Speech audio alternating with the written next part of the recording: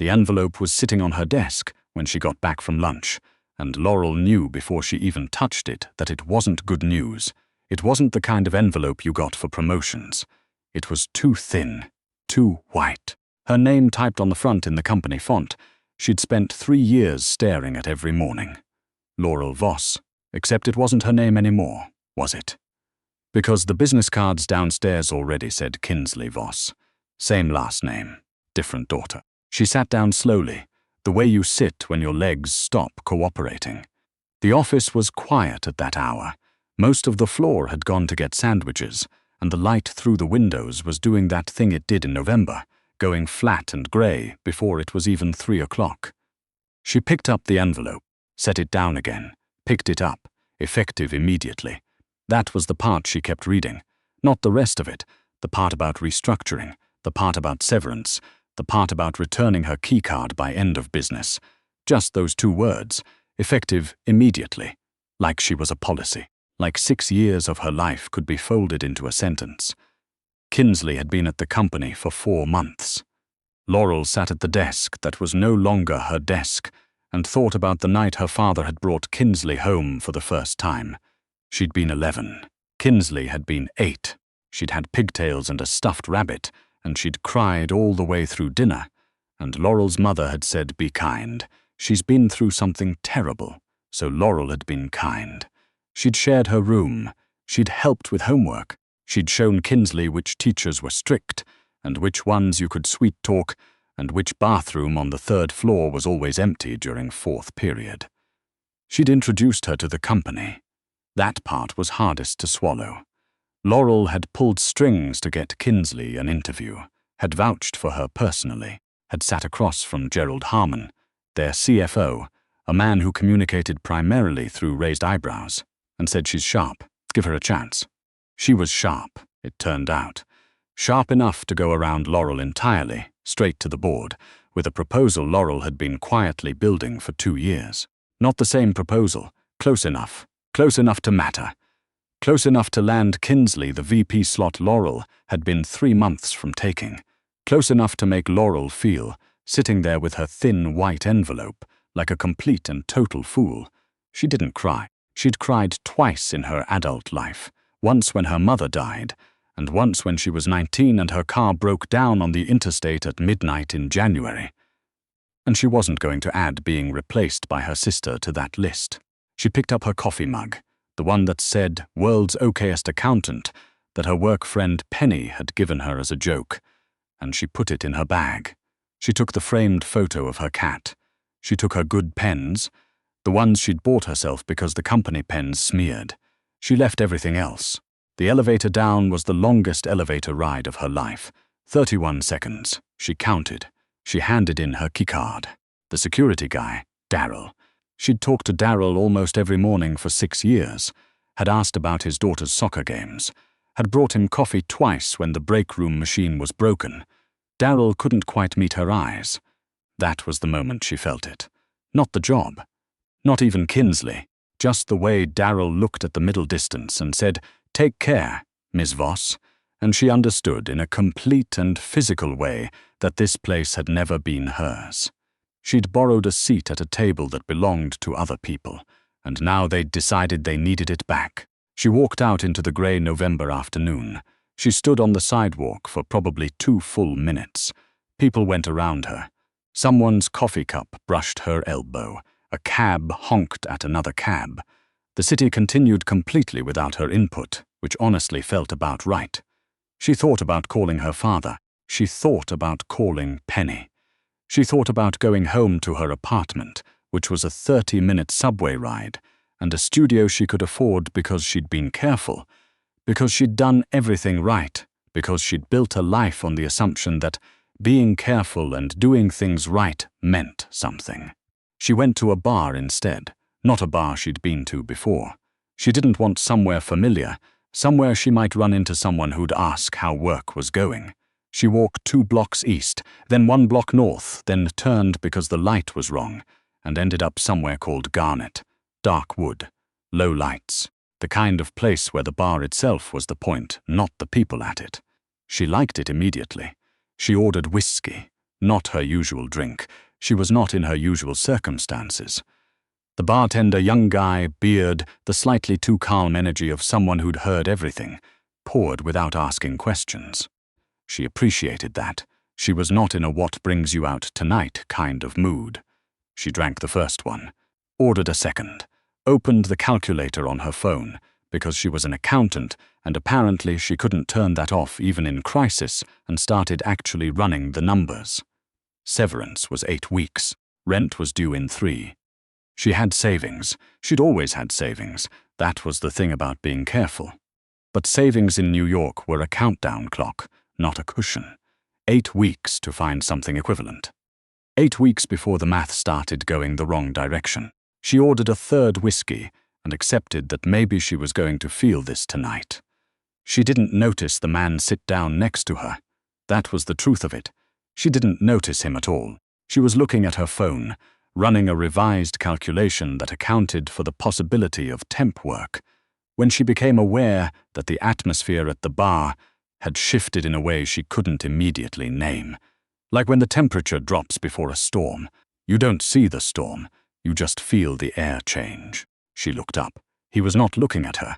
That was the first thing she registered. Most men who sat down next to a woman at a bar looked at her immediately, assessed, evaluated, decided whether to bother. This one was looking straight ahead at the bottles behind the bar.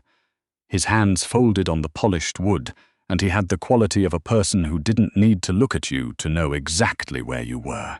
He was older than her, 40, maybe 42. Dark suit, no tie, the kind of clothes that were expensive in a way that didn't announce itself. A scar ran from his left jaw down past his collar and disappeared. She noticed it the way you noticed weather. "You're doing the math wrong," he said. She blinked.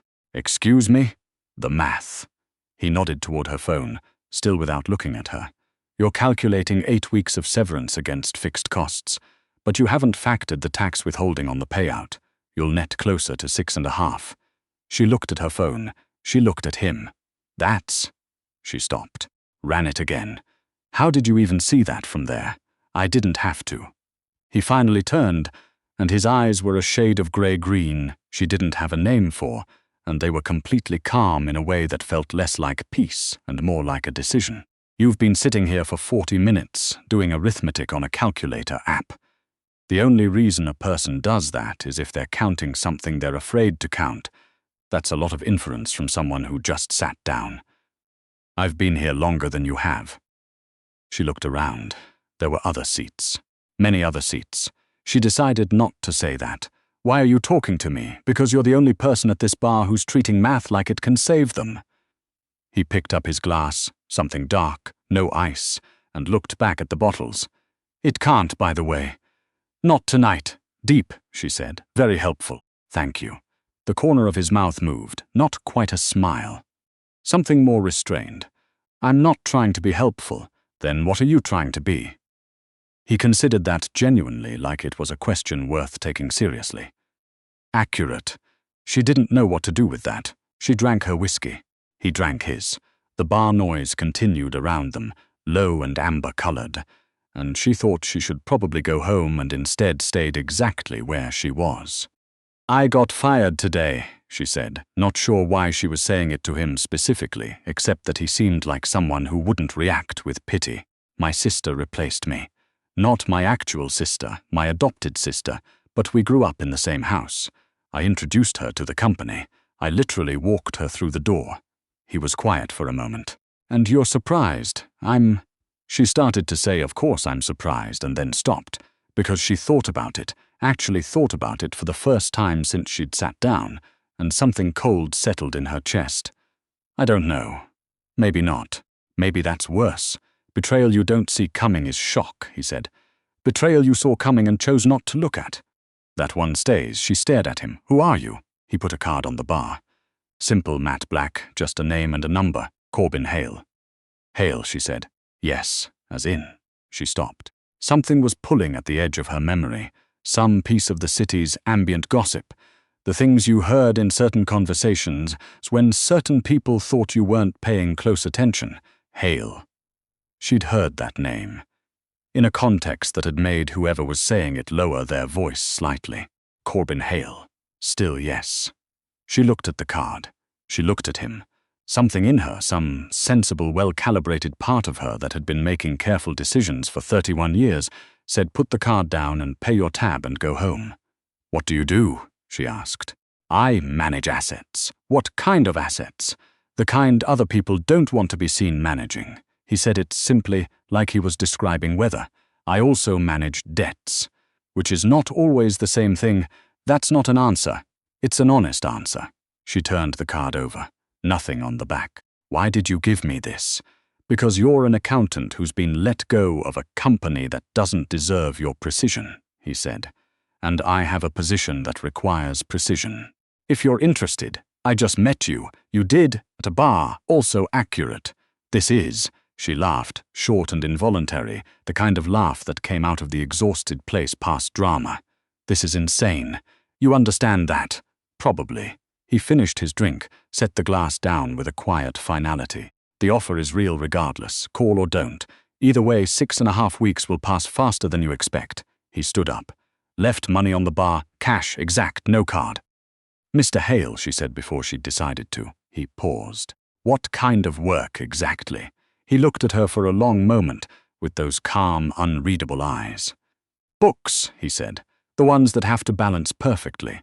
The ones where a discrepancy of $1 means something went very wrong somewhere. He left. She sat there, holding his card.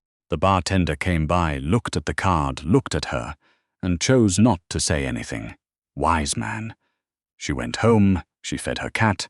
She put the card on her kitchen counter and told herself she was going to throw it away in the morning. In the morning it was still there. She called. The number connected after one ring. A woman answered, gave an address, gave a time. Thursday, 9 a.m. She wrote it down and then, because she was still herself, also put it in her phone calendar with the reminder set for 30 minutes before. The address was not an office building. It was a building that looked like it had been a warehouse once, and had been converted into something that cost more money than warehouses usually held, down in a part of the city where the street signs still existed, but the foot traffic had a different quality, quieter, more purposeful, like everyone who came here had somewhere specific to be, and no patience for detours. A man met her at the door, broad, quiet, with the attentive stillness of someone who got paid to notice things. He showed her to an elevator.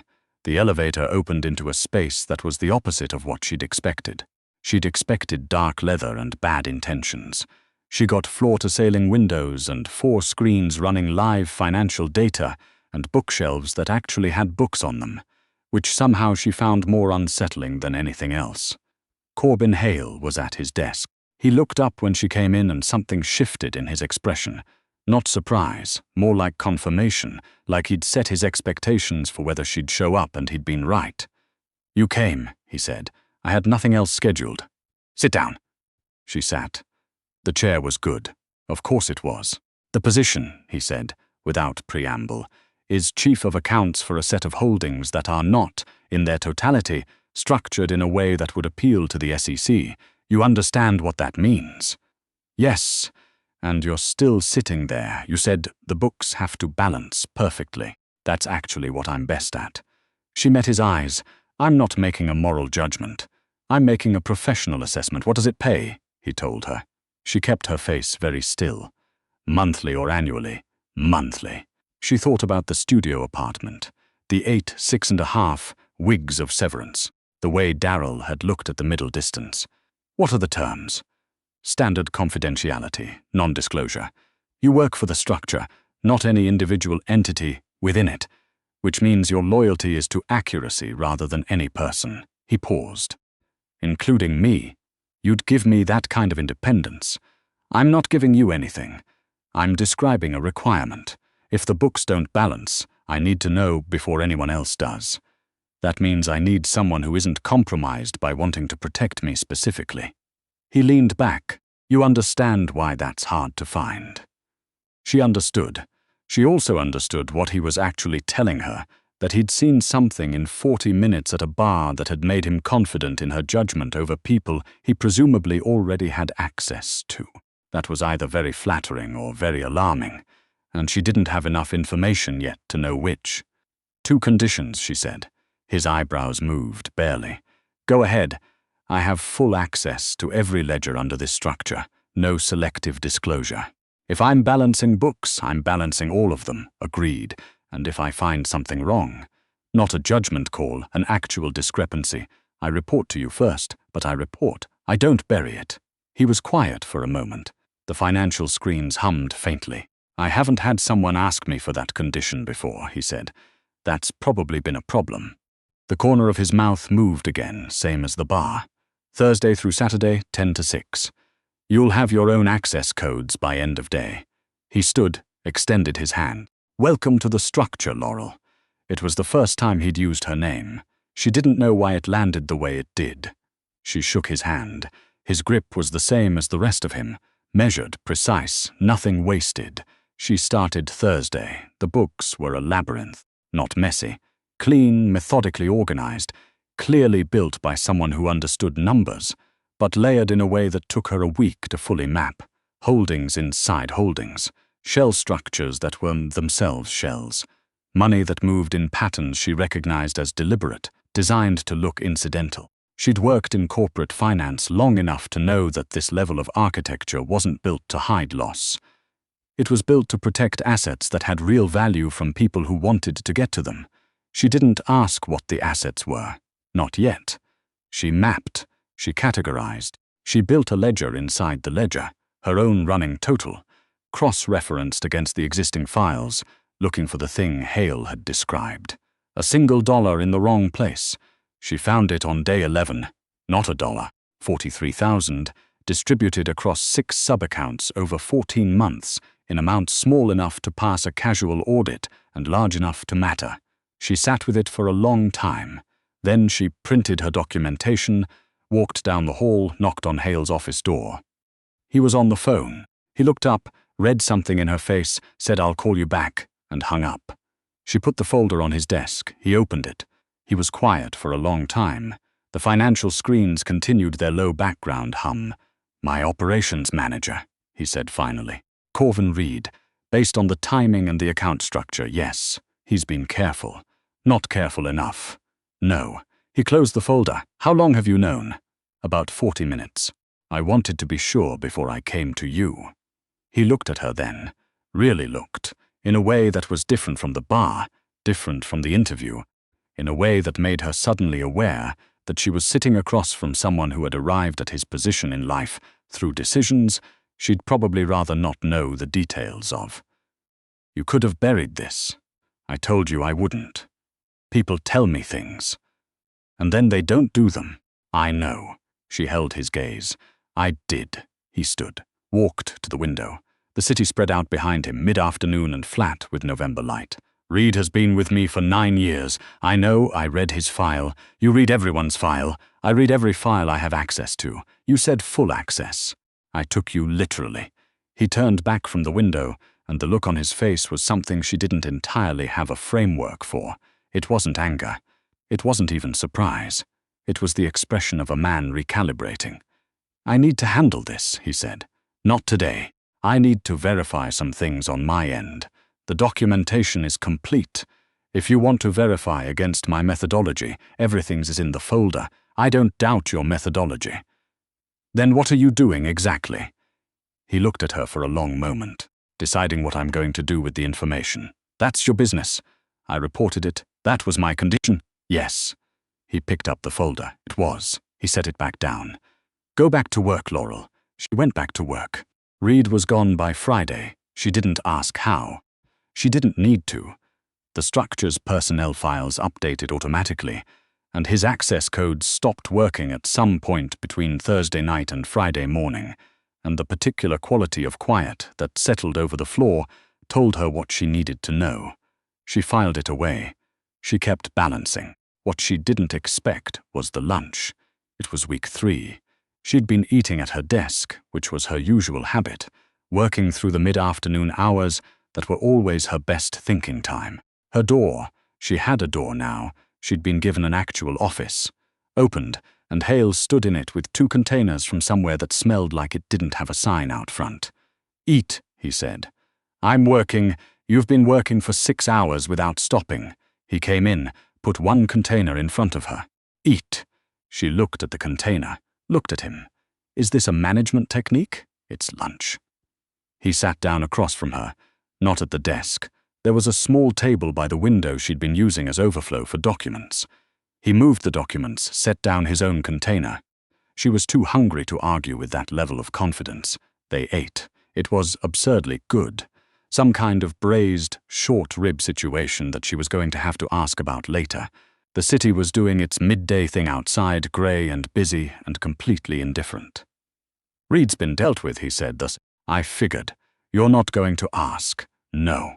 He looked at her. "Most people would want the details, to feel safe. Details don't make me feel safe. Understanding the structure makes me feel safe." She speared a piece of short rib. "And the structure is still intact. I checked the accounts this morning. Nothing's shifted in a way that suggests instability. You checked my accounts this morning. Every morning." That was also implied by full access. He was quiet for a moment, and she thought she'd pushed too far, had misjudged the latitude he'd actually given her. Then he said, "The structure is more stable than it was 3 weeks ago because of what you found. I was doing my job. Reed had 3 people who reported to him before you. None of them found it. Were they looking?" Silence. "Were they allowed to look?" she asked. He set down his fork. "You're the first person in this operation I've told could look at everything." "Why?" "Because most people need to be managed. They need information to be filtered because they can't be trusted with the whole picture." He looked at her steadily. "You read everything in the first week. You reported what you found immediately. You asked me for a condition I'd never been asked for before. And I want to know what else you find." She thought about that.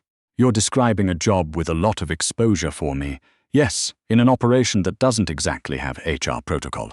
Also, yes. So why would I agree to more access than we originally discussed?"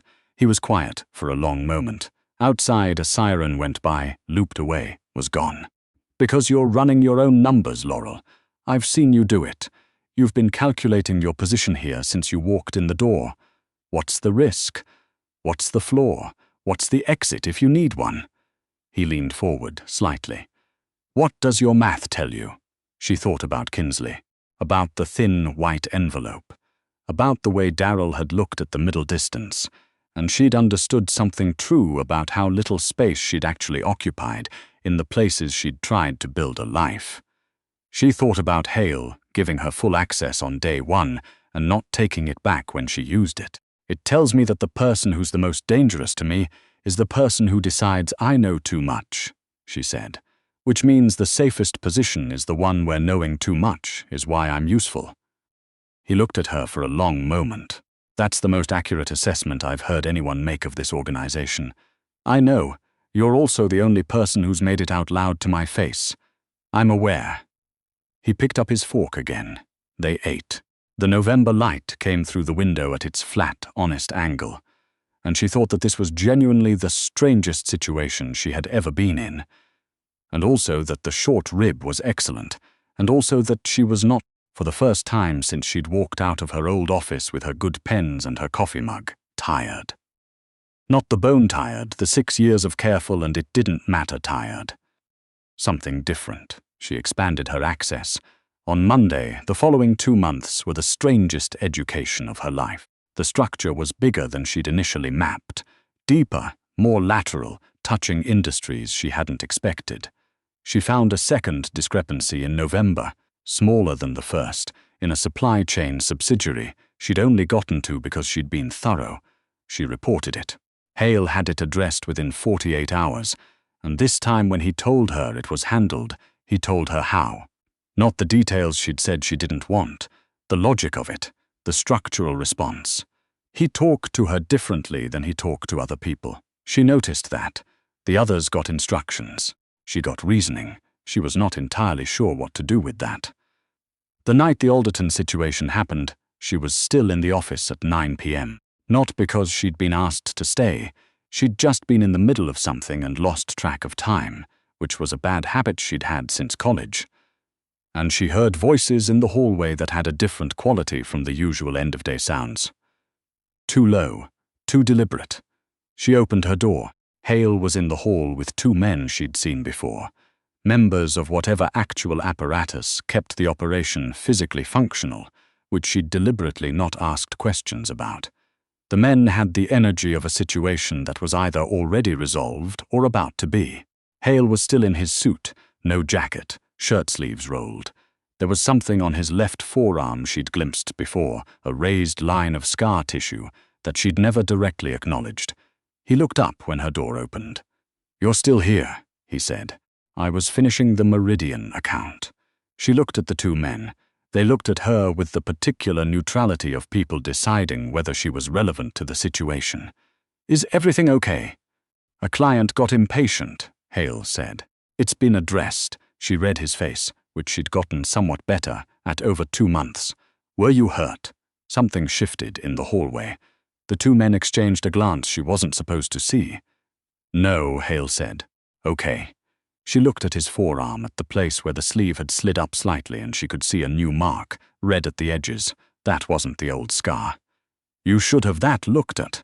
"It's fine. I have a first aid kit in my desk," she said, "because this office has no medical supplies, which is something I put in my organizational notes on week 1, and I'll note for the record that no one addressed it." The two men were definitely exchanging glances now. "You keep a first aid kit," Hale said. "In your desk. I keep a first aid kit, 3 days of non-perishable snacks, a backup phone charger, and a printed copy of the emergency protocol for every major structure in this building, because I believe in preparation." She stepped back from her door. "You can stand in the hall and argue with me about whether your arm is fine, or you can come in." He came in. She cleaned the cut. It was longer than she'd hoped, but shallow, while he sat very still and looked at the middle distance, the way men looked at things when they were pretending they weren't in pain. She taped it. He watched her hands. "The Meridian account," he said, "nearly done." "Leave it for tomorrow. I prefer to finish things, Laurel." His voice was quiet. She looked up. They were closer than they'd been at any point since she'd started, and his expression had done the thing it sometimes did, where the calculation in it went somewhere else entirely, somewhere less structured. "Leave it for tomorrow." She put the medical tape back in the kit, closed it. "Why do you do this?" she said, not entirely sure which part she was asking about. "Because I'm good at it. That's not a reason. It's the true one." He looked at her steadily. "Why do you stay?" She thought about that. "Because the books are interesting," she said. "The books, and because." She stopped, started again. "I spent 6 in a place that needed me to be smaller than I was, to do less than I was capable of, to not look at things directly because looking at things directly made people uncomfortable." She met his eyes. "You gave me full access on the first day. You've never once asked me to look away from something." He was quiet. "I know what this is," she said. "I'm not confused about what this is. What is it? It's a job in an operation that operates outside certain laws, run by a man I know almost nothing personal about. And I stay because I'm useful, and because leaving would be complicated, and because—" She stopped again. "Because you talk to me like I'm actually here." Something moved across his face, brief and then gone. "You are actually here," he said. "Most places," she said, "that's not been sufficient." The office was quiet. The screens ran their low numbers. Outside, the city made its city sounds, ambulance and horn, and the low machinery of 10 million people doing 10 million things without knowing anything about this room, or either of them, in it. He reached over, slowly, the way you did when you weren't certain, and picked up her hand. Not held it, exactly, just set his hand over hers on the desk. She didn't move. Full access, he said, was always the point. She thought about what that meant from him. From a man who'd built an entire architecture specifically to control what people could see. A man whose security was maintained by controlling information, proximity, visibility. A man who'd given her, from the first day, the only thing he'd never given anyone else. "Hale," she said. "Yes, I'm still going to report every discrepancy I find. I know, even if it's inconvenient." Especially then. His hand didn't move. That's why it works. She looked at their hands on the desk, at the window and the night city behind it, at the screens with their columns of numbers, clean and balanced, every account reconciled to the last digit. She turned her hand over. The math, she thought, finally added up.